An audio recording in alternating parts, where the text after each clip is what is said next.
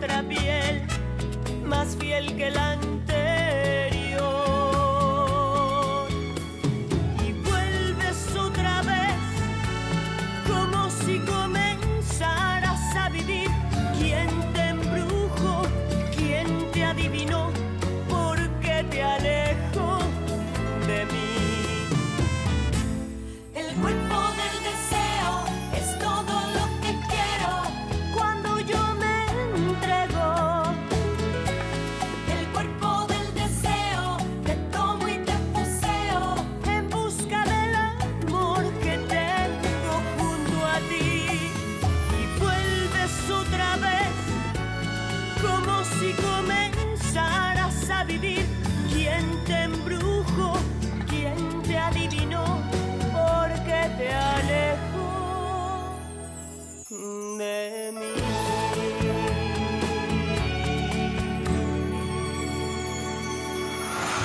Le corps du désir.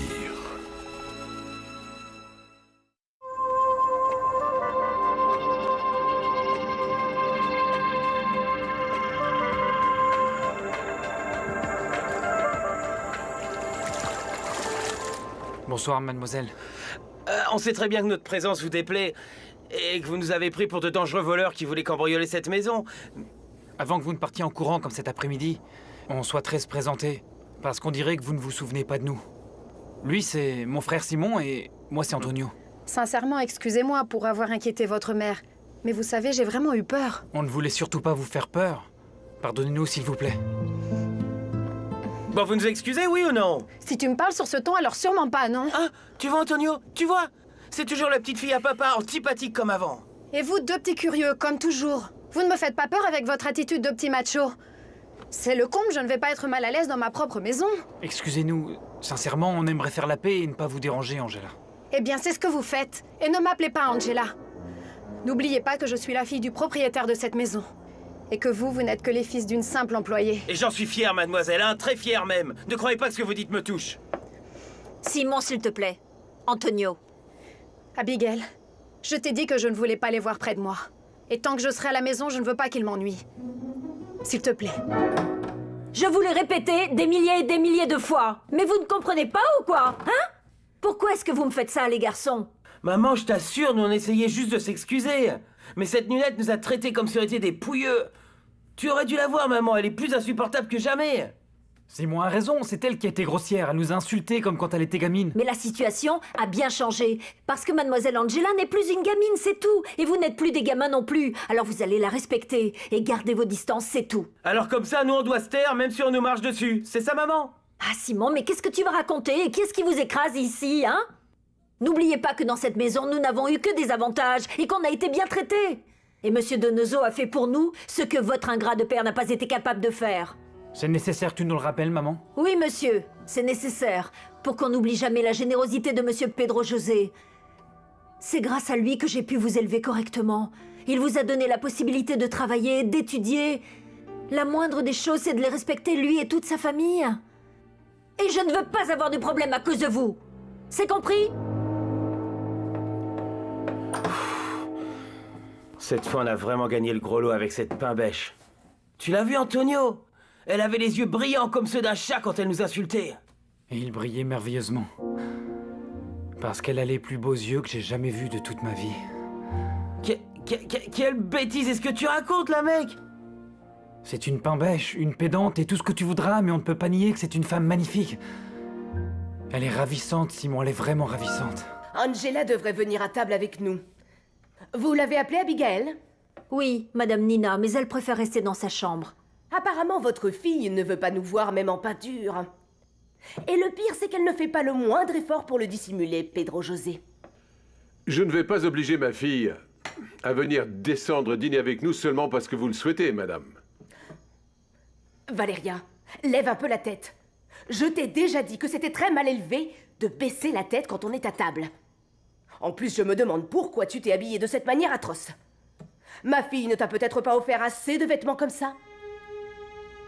Je me sens mal, vous voulez bien m'excuser? Si tu te sens mal, on peut toujours appeler le médecin. Non, non, non, non, ne vous inquiétez pas. Ce n'est rien d'autre que de la comédie. Toi, tu n'iras nulle part. Mange. Si la petite sent que ça ne va pas bien, laissez-la sortir de table. Sors de table, Valéria, si tu veux.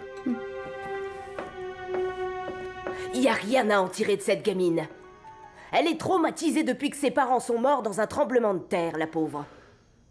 C'est moi qui ai décidé de l'accueillir et puis de m'en occuper.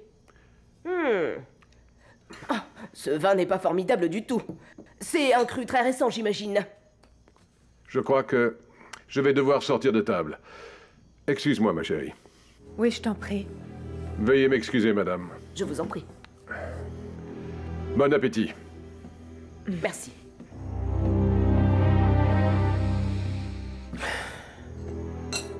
C'est ça, bon appétit, maman.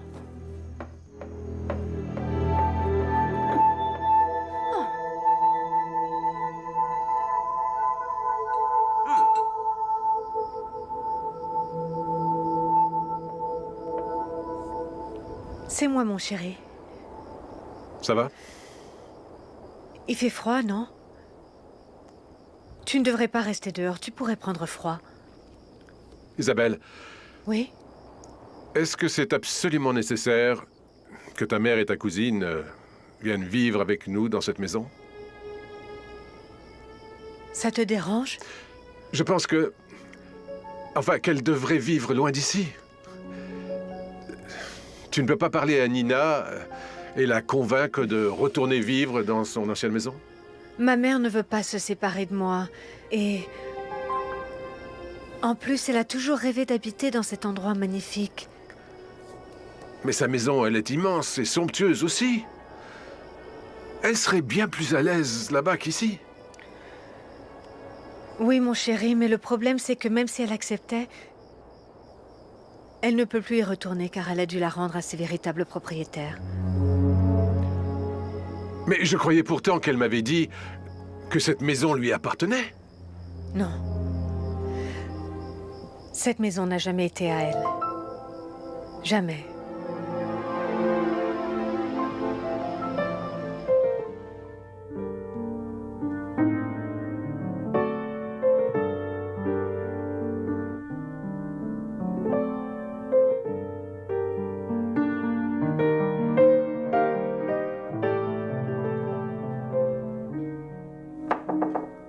Isabelle? Isabelle? Entre, maman. Je ne peux pas dormir. Mais qui peut bien jouer du piano à cette heure de la nuit? Pedro, maman, voyons. Ah, lui? Je ne savais pas qu'il jouait. Et il joue très bien, non? C'est une de ses plus grandes passions, maman. Oui, et elle doit être bien plus forte que celle qu'il ressent pour toi. Pour te laisser seule et préférer caresser les touches sur son piano.